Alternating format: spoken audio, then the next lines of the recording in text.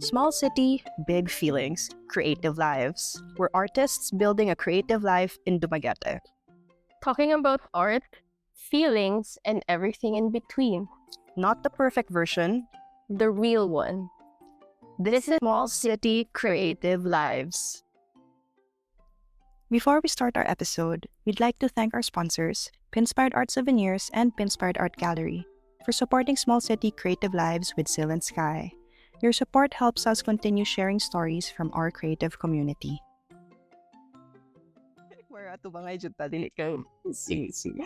Okay, we start na tayo. Yeah, okay. Okay. Hi, Sky. Hi, Sil. How are you? Okay. How was your week? That's okay. Just finishing a bunch of deadlines. How about you? Procrastinating as always, but I'm able to hit deadlines. Okay, that's I think. good. That's good.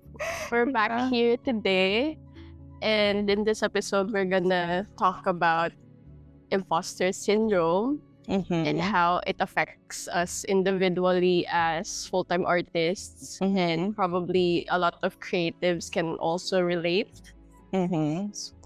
Yeah, we're also going to be talking about small town visibility, about social media pressure, and the feeling of not being enough. Yeah. So, but we're still learning on still creating. Still creating. Yeah. So, yeah, to start off, yeah. I mean, for imposter syndrome, I think I experienced this a lot, as I think I mentioned it in episode 1, where it really impacts my, not really daily life, but my creativity. It really impacts on how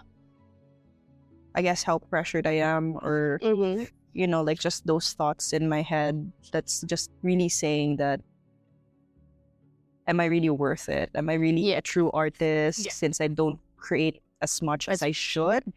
And it's, like sometimes when I create something, I still don't really believe that I was able to do that. Yeah. Like you can just imagine. Yeah. The wow. Yeah. Like I can't believe I did this. Yeah. And sometimes it's like, sometimes it's just when I'm on the on my easel already in my studio, and then starting to paint. What takes me a long time is starting. It's always the starting process. Like the black canvas can be so intimidating. Yeah. Even if you have reference photos already. Yeah. But it's like the thoughts, like, how am I gonna start this? Like, will I even be able to replicate what I have in my mind? Like, will I be able to put it on canvas? Am I skilled enough to actually make this? And even though I was able to create a lot of pieces that were, I guess, good. I still good.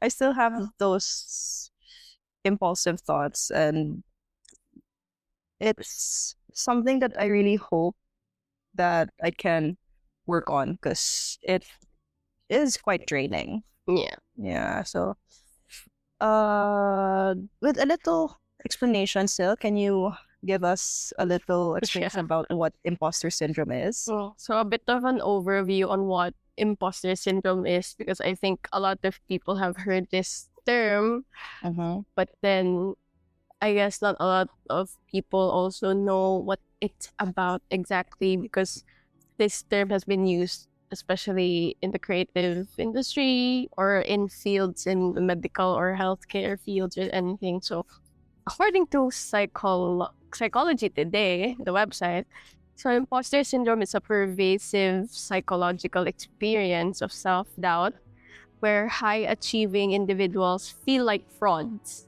despite evidence of success, fearing they will be exposed. So common symptoms include chronic self-doubt. Of course, we have that. A lot. Attributing success to luck and none to hard work, yun. overachieving and fear of failure. And it is often caused by perfectionism, family dynamics, or new responsibilities, and management of that imposter syndrome involves talking about feelings, challenging negative thoughts, and accepting accomplishment. So I guess this is such a struggle for artists like us, because we create art like from our feelings, from ourselves, or anything. Like most of us create art. That's true. Yeah. We draw this energy and inspiration and put it into a canvas, and then for people to just like assess it or anything. So it makes us vulnerable. So that dira na mo enter ang imposter syndrome, like fear of like doubts and everything, and then like perfectionism, like it was mentioned here. So yes, we fear that we always like hope na, for example, our artworks are perfect enough, and then suddenly someone criticizes it, and then that really, I know in a sense now we need to learn. We need to learn how constructive criticism. Like, because that's, in a way, it's healthy. Constructive criticism is healthy, but it's healthy. It's how you respond to that kind of criticism is so important. Because if you're going to make it affect your entire life moving forward, that's really unhealthy. It's bad for your career, it's bad for your life. And if you know how to accept it and learn from it, you'll gain a lot from it, and perhaps apply to your next pieces, or so and also you have to remember, we cannot please everybody. That's true though, right? So let's say that person dislikes what you created, but other people as well really like what you created. It really just depends on a person's taste. Especially that art is very subjective in nature, so you can't really predict what people think of your work. So you just got to be prepared to the definitely criticism, because that also helps artists develop and everything, grow and learn. And aside from that, we also have this fear of failing, because especially as artists in this generation where everything is driven like by capitalism or anything, and it's so hard for artists right now with the rise of like generative AI and everything, and then the industry is probably shaking now, and it's so hard to be an artist, and you have this doubt also na, can I sustain this career in the next couple of years? Like, because there is no assurance in a way. There is no assurance that you will be successful next year, in the next 5 years, because even if you're already successful now, it's not a guarantee that you will still be in this level of success in the next few years or next few months even. It's better to really just work hard for it, I guess. But at the same time, going back to the imposter syndrome topic, it's how do I explain it? I guess I'll try to explain how I get imposter syndrome normally. When I decide on starting to create a piece, it's like I'm very indecisive, because those thoughts, like, sometimes I try to overachieve, and then obviously I have perfectionism, and then if I don't reach those kinds of criteria, the voices start saying, "Oh, never mind, don't join, don't do it anymore, don't just do it. You're not good enough. Just stop already." And then basically the number one critic I have in my life is myself. That's And it's hard because I know I'm able to create good pieces, and it's just, I guess it's the drive, and it's also sometimes being able to remove myself or ignoring that thoughts. nagging Those thoughts. thoughts and stuff. And most of the times I'm able to push through it, but what's sad about it is even when I'm able to create the paintings or the artworks and it's already being shown in a gallery and I'm being like congratulated by how well I made the piece, even though I want to be like 100% happy about There's it, still this there's like nagging. that thing. It's like, oh, you could have done better. You could have done this. You could have done that. Like, why didn't you just give more time? Why did you procrastinate? Why, like it's just that. It's that thing that's saying like, you shouldn't have. It's really that you shouldn't have done this. Yeah. You could have done better. I mean, the thing that you could have done better. I mean, It's fine. yeah, It's understandable. It's nice. It's that nice you- if it was said in a way like, you can do better. I know not you Yeah. can do better, but you will do better next time. Like it's nice if you have a healthy relationship with yourself. With myself, though, the way I Yeah. hear it is like, you could have done better if you Yeah. tried harder. It depends on the Totally. tones of voice. Yes. It's like if the tone of the voice is like It's mean. It's very mean. it's very mean. Yeah. That's like another Yeah. story. It's another story, and it's something that I really hope that I can develop into a healthier relationship. Yeah. Because It takes a lot of practice and healing. yeah, especially with I'm experiencing a lot of stuff in my life right now that is also contributing to it. Yeah. But other than that, it's like there are days where it's quiet. When like recently I'm making a piece where it's quieter than than usual. It's not as loud as when I was creating those bigger pieces that I was making. Right now, because I'm making smaller pieces and I'm actually enjoying them. It's a little quieter. It's still there, but it's not as harsh as it used to be. Maybe So it's just the pieces are smaller. maybe it's that it's less intimidating. Yeah, it's less intimidating. Yeah, but before that, before I actually started on this series, I jumped from one design to another. I created, I think, 3 or 4 different concepts. What were you thinking at that time? Like it wasn't good. What Yes, time was the very first one, I liked the concept, but it was more of like the voice was like saying again, really, okay, really, you're going to exhibit that? Really, why? It's just that. And then the second one was like, oh, this is cool. I kind of like the concept, and I say, why are you gonna do that? It's not even within your theme, and not within my theme, but it's not even my art style. Yeah. It's not my art style. It's like, what? You shouldn't be experimenting anymore. You shouldn't be doing this. Shouldn't be doing that. I don't know if it's the imposter syndrome that's saying that, or if it's just my subconscious. I feel like I think it's Both, probably. Yeah. And then, and it's just like, the constant thing that's just always there. Even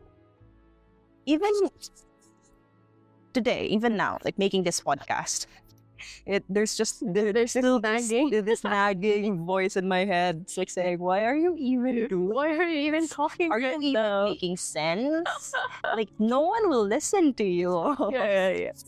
Like, you don't even like your own voice. Why would other people want to listen to your voice, But at the same time, it's my way of pushing back. It's my way of just starting to develop like a healthier relationship, a healthier, happier relationship, or a more understanding relationship with myself, and trying to be a little bit more confident, I guess. And So what do you do? Like, do you have exercises, like mental exercises, or what exactly do you do to overcome? Like, especially if you're in a situation na you're painting or you're about to paint, and uh, of course, not like there are these nagging like thoughts. Yeah. So how do you overcome that okay, in order to finish a piece? I try to ignore it. That's the thing. I don't know how to overcome it like properly. Yeah. What I just do is either I listen to music, Yeah. I listen to my audiobooks. Yeah. It's like I just drown my thoughts. That's the thing that I do most. It's I drown my thoughts with music that I love, or a current fantasy romance novel that I'm obsessed with, and I'm able to actually finish the pieces. But other than that, like breathing exercises and stuff, I hardly do that unless I'm starting to get a panic attack. I just try to, like breathe in for 3, out for 3. But Yeah. I think I used to work out, but now I stopped. Working out that actually really helps. It really helps a lot. Hormones and Yeah. everything, happy hormones. Yeah. Oh, and chocolate helps. Oh, Chocolate helps a lot for me. It's my guilty pleasure. But yeah, since I'm a chocoholic, whenever I'm starting to feel all of those, like anxiety, yeah. the nagging thoughts and stuff, I start going to chocolate. And I guess it's unhealthy, but mental wise, it's healthy for me. I mean, it helps you get through at that moment. Yeah, it does. It does. It's important, especially. I mean, I think we all have. I mean, at least some of us have, like a bit of like mga toxic habits in. Oh yeah, we do. We definitely do. Unless if we're because we're not really like health conscious, like extreme health conscious people. But we're trying to be healthier, but there are really those moments that really we just go down the road. Grab the nearest thing that we can. Even when it's not available here at the house, it's like I have to get Grab. I have to go to the grocery and buy. It's always on my grocery list. So yeah. But yeah, it's like I guess it's how I cope and how I feel better, and Yeah. it normally works. Yeah.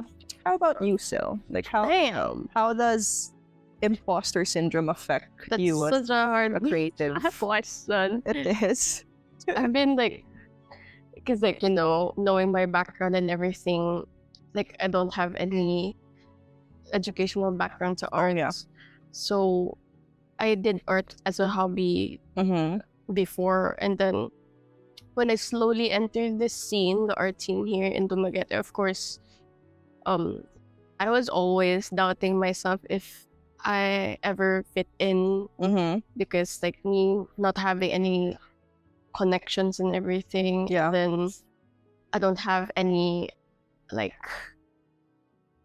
you can say like knowledge art other than like creating what I want to create now. So it was such a hard transition for me in life, like transitioning from the corporate world to the art scene, and then thinking if I ever fit in this group. And then I think the community helped in such a way here in Dumaguete, because I've developed a bunch of friends, the artist friends here, my artist friends here, like you. And then surprisingly, you guys were very like welcoming and everything and encouraging. Yeah. So it really helped with the. You're very talented, Sil. And you're such a good friend, so I appreciate being part of that. Of course. Like, I'm really thankful for a lot of you guys. And then so I think that's one of the things that helped me push through with like continuing my career as an artist here in Dumaguete. I think the other big struggle that I experienced with imposter syndrome is like emerging as an artist in Metro Manila, because Oh, yeah. it's one thing to like enter an art scene here in a small city, Mm-hmm. and it's a big thing to enter as like an artist from the province, na self-taught artist, Yeah. and penetrating the Manila art scene. So Mm-hmm. of course I've been having, like, I still do, like, Yeah. I've been having like a lot of these negative thoughts, like, oh oh beep.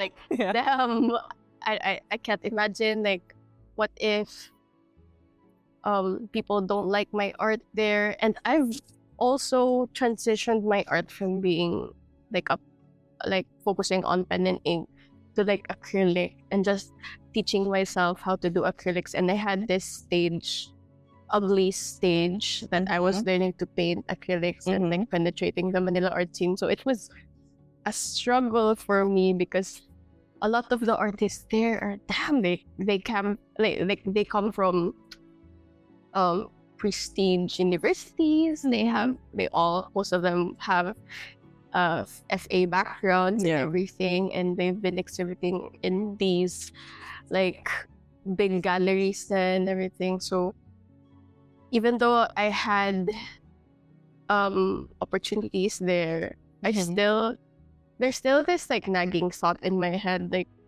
what are you doing here? You're an artist from the province. You're a self-taught artist. Yeah. Like, That's what we really like. really, it's such a struggle, especially because I had this phase where I was a people pleaser. Oh. I think I still have this toxic trait, but I'm trying to like heal from it na slowly. But I guess a lot of artists also experience like being a people pleaser. Definitely. Yeah, especially if you in like exhibits or like art fairs and everything, where you play like you put your art out there for people to like judge or criticize. Like, you're being vulnerable not at that time, and it's so hard because like I've experienced a lot of like negative comments regarding that there, and there were times where I had to like break down and cry. Oh no. Like, receiving like comments, because even though like at the back of my mind I was always hyping myself up, I was always reminding myself that these criticisms are important and everything, but you can't help but like, no, you can't. You definitely get hurt. Yeah, You definitely get hurt. it hurts. That's that's something that is normal. It's a normal reaction to have when someone criticizes a piece that you created and you actually liked and you thought was good enough, right? And then here comes someone who, I don't know if they're being constructive or if they're just being mean or tactless. They are very tactless and stuff, but no, like, even if they're being constructive about it, you're not, we're not perfect. So we get hurt. We always get hurt, especially since we're artists and we feel a lot more. Yeah. Right? Especially that most of the artists are driven by ego, and then at least for us, for you, and like for me also, if I make art and like I make it good, like it comes from me, like it's well thought of, like it. And most of my artworks are driven by emotions or anything. So, like that alone, it's such a vulnerable thing, and to have it be placed inside, like on a canvas, and then have someone judge it. Yeah, not the way that you expected them. Yeah, like people you don't know and everything, and then, but there's also like on the bright side, like there are a lot of disadvantages, because I've been receiving a lot of comments from people saying, Sale, I really like your work, and like it connects to me so much. Like I'm so there's a balance. Like there's a balance. I've been receiving a lot of like messages and letters from I guess you could say Fans. fans of my work. You're fans. Not fans of the artist, fans of my work. Fans of the artist too, because where did the art come from, right? Okay, fine. They have to be a fan of you as well. Fine. That's the imposter syndrome. I know, exactly. That was a sample. That was a sample.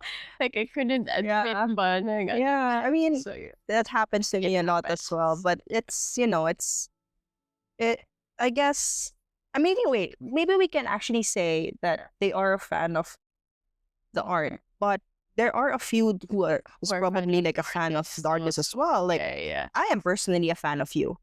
I'm No, fan- no, no matter what kind of art you create, I'm always like supporting and stuff, and that's being Thank you. a fan of the artist. Thank And there's others, like for example, I'm a fan of a particular book, yeah. but I do not like the author. author, yeah. So it's that's, I guess that's the difference, and I think that's what you meant earlier. Yeah. But I'm pretty sure those who are a fan of your work are mostly a fan of you as well.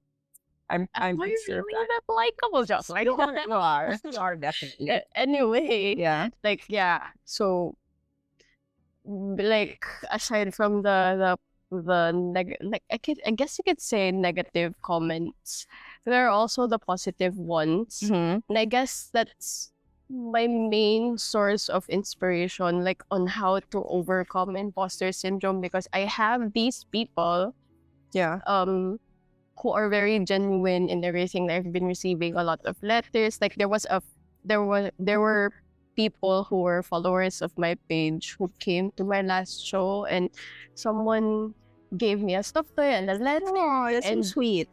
Yeah, and she wrote there like your art has touched me something in ways, like you've inspired me and all. And then I guess that's the reason why I'm here. Why I keep like Creating. making art, Mm-hmm. because there are these people who are genuinely supporting Yeah. me. And then I guess like that's how a lot of us artists are, that's what drives us to Yeah. like keep creating, because there are people who genuinely Yeah. support us in Actually, such a way. yeah. So, yeah. I was even like from the previous show that I created and joined, it's like it was amazing to see these people that I've never met Yeah. before.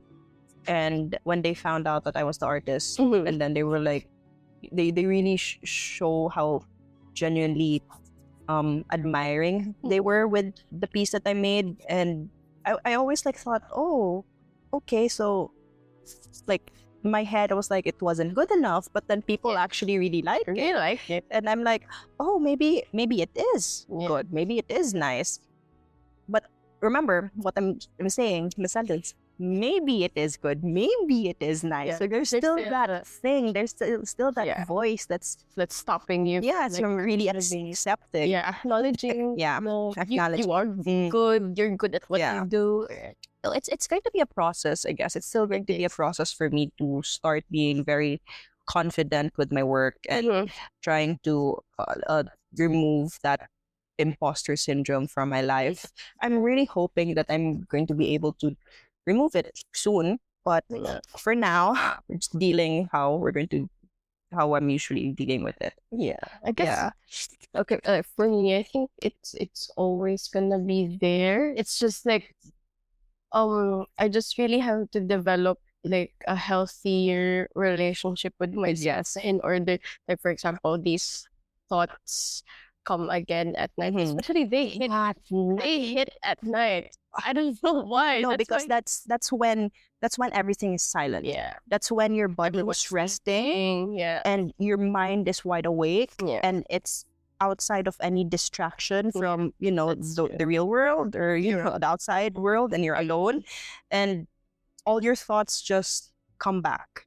They just like they attack you, and especially if you're a very sensitive person, you just get all of those cringe moments. And then like it happened to me recently where I said something and it just kept on replaying in my mind over and over and over again. And then I was like, why did I say that? That was so embarrassing. And then, I don't know. It's so hard. It's hard, and it makes you not able to sleep at night. That's true. And like, but yeah, Also, so it's like, yeah, but so that's us having imposter syndrome. So I guess now I'd like to talk about social media pressure, because between you and me, you're more. I mean, I'm not going to say that you're an expert at it, because I know you're going to say you don't know how to do it, but you're better. Yes, you're better at it than I am with making social media stuff and being on top of trends. Yeah. I'm trying now to be able to do that, but I've never really been like a social media person. I try first, like in the beginning, and then I fail or I stop posting. But since we live in a social media dominant world right now, generation, yeah. We as millennials, you are a millennial, the same age. I just won't say my age. Yes, but kapailarata though. When we call ourselves millennials, I'm a grandma job. But yeah, it's like we need to adapt as well and learn, since we have to accept the world is revolving, and undeniably social media has become like a super important tool for artists to get their work out there, especially since we're in a smaller town. We're not really exposed to like a lot of collectors, and in order for us to, if we're very in like a sales basis artist and stuff, we really need to like put our works out there, not just in local galleries but online as well, just so we get more exposure. Yeah, that's true. Right? But at the same time, it's not like, okay, I'm just gonna take this video, I'm gonna post it, then people will see. It's not a guarantee. It's not a guarantee that you will get a collector, someone who would appreciate your art when you post something. Because like in mine, it's like I post something, I get like over a few thousand views, but then the next post I only get like a couple hundred views. Like, the algorithm is crazy. It is. I think social media managers or those people who are like really skilled with that know about the trends, but for us, it's not our main role or anything. It's a hit or miss. It is. It definitely is. Especially since we don't, like, some artists do hire social media managers. They have their own assistants. They have like that. Some. I'm not saying all. Yeah. But with us, we do everything on our own. We do everything. So we take our footage, we edit our footage, we video. Yeah. Take our own video. Yeah. Then we conceptualize on how to take it and stuff. So we're the directors, we're the producers, we're the writers. What a time. We're not just artists. Yeah. We have so many, skills. Yeah. But like I saw this meme about an artist, like a girl being distressed and everything, and then there's this caption like, being an artist in this generation where you have to be your social media manager, you have to be your video editor, you have to take your own photos, you have to write your own captions and everything, and then God, it's so exhausting. It is exhausting, but like I said, we have to adapt and join in what's trending, because if not, we won't be able to reach the potential. What's the word? The potential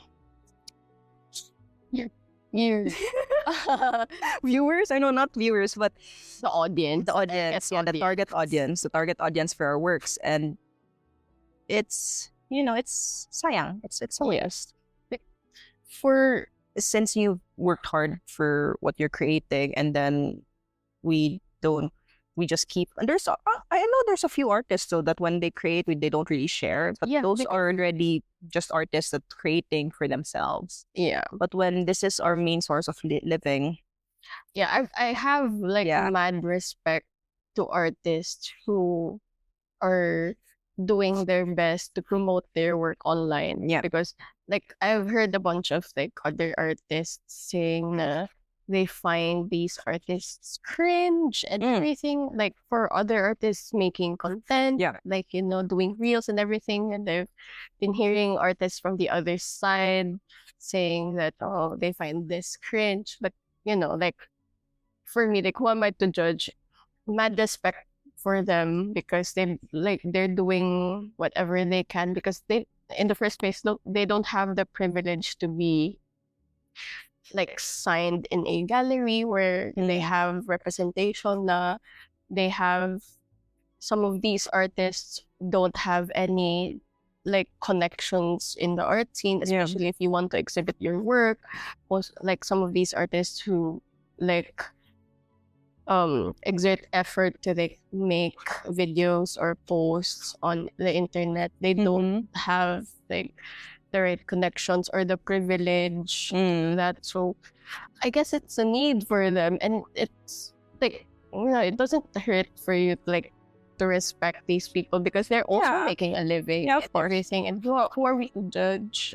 In my views though, it's like I guess there's a certain line for me personally. There's a certain line of being cringe and being To be cringe, to be artistic.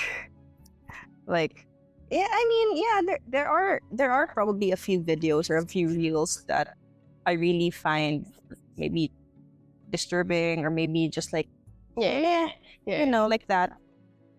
Maybe, but I hardly really see stuff like that.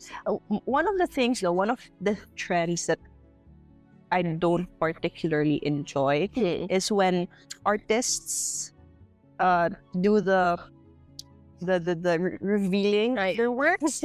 I like it when the first 3 seconds you can see the work already. But when it takes them over 10 seconds and they do it so slow, and I'm like, what are you looking at? The face of the artist? Aren't you supposed to look at the art?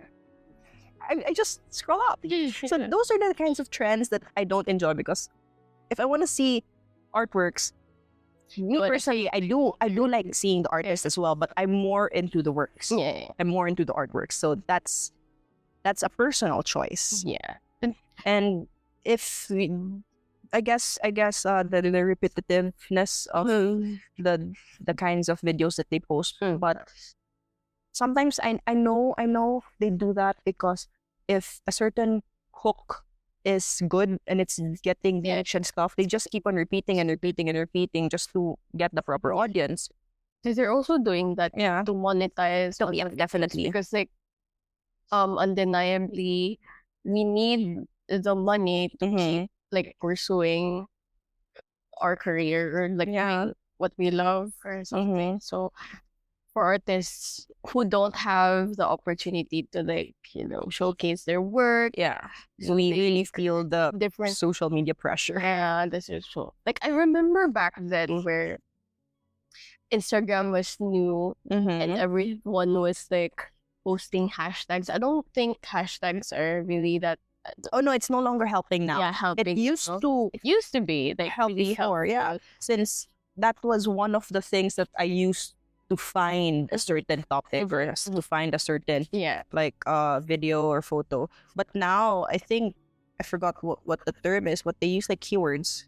So they don't use the hashtag anymore. They just put a word back then. Then and I remember, I read somewhere about, using hashtags. So I remember my old posts before on Instagram. They were filled with hashtags.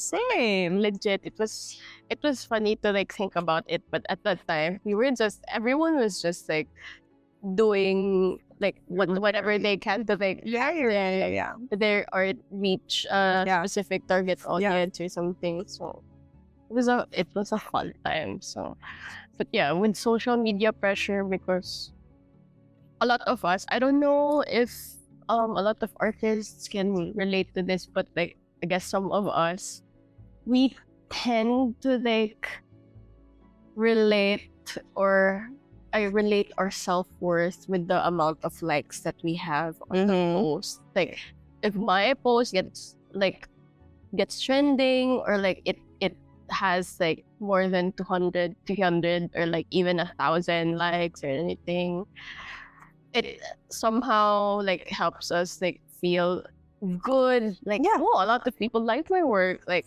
this has reached like 1,000 audience, like 1,000 like people or something. Mm-hmm.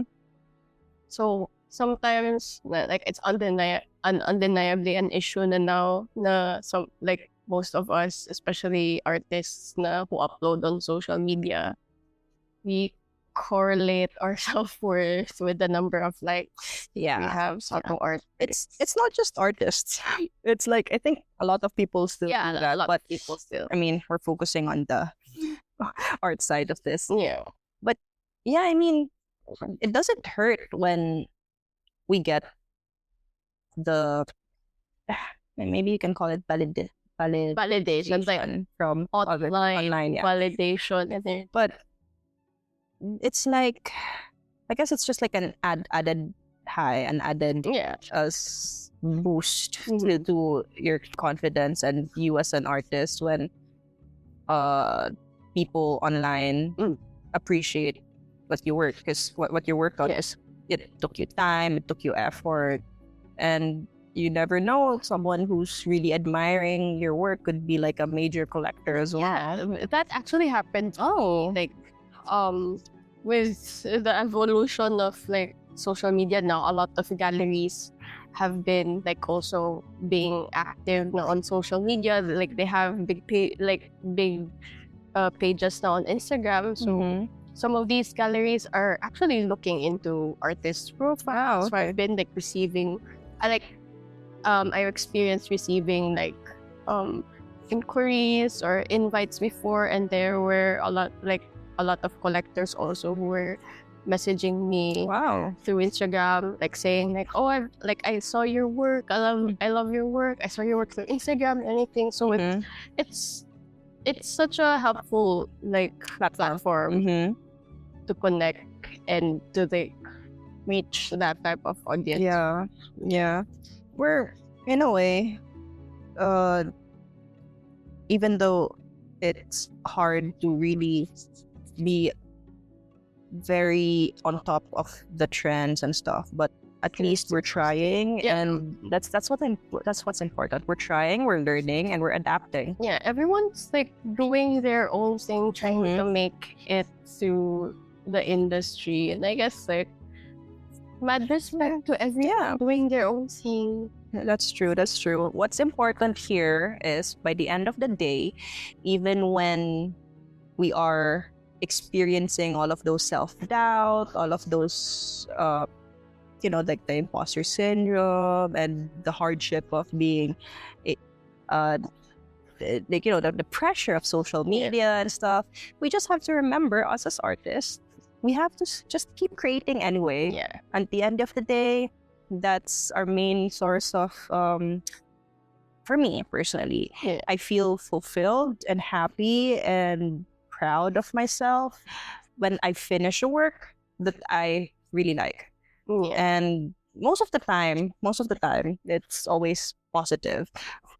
Don't get me wrong, there are times where I dislike a piece that I made, or I just stop midway. But yeah, 80%, 90% of the time, I'm quite happy with it, even though there's still that nagging thoughts. But I try to ignore that. So yeah, let's just remember to keep creating anyway. Yes. And one thing I would want to say is that it helps if you stay true to yourself. Oh, like, yes. Be genuine with like who you are, and it's hard to pretend pretend to be someone you're not on social media. So I guess it's a bit of like a like an edge or like competitive edge for artists to be genuine, like with what you are good as an artist and everything. So I guess that helps. Like earlier I mentioned that our number one critic is ourselves. Yeah. But we also have to remember that our number one fan is ourselves as well.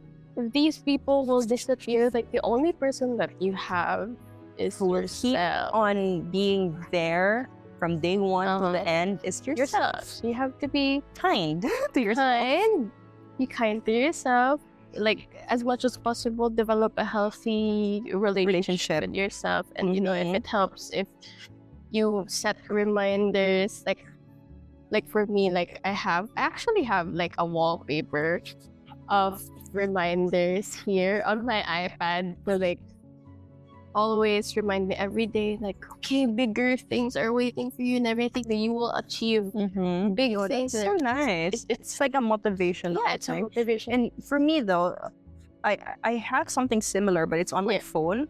And it's like a small widget thing on my lock screen that gives me motivational quotes. It helps. In like, it changes every hour. Yeah. It's very helpful. It helps. Yeah, it's like positive motivation. It gives you like that extra boost. Yeah, in a world where like it's very chaotic. Yeah, very chaotic. Yeah. Like there's a lot of negativity around. Yeah, if you can also expose yourself to like positive things, like positive affirmation and everything, it really helps. Yeah, because if you do,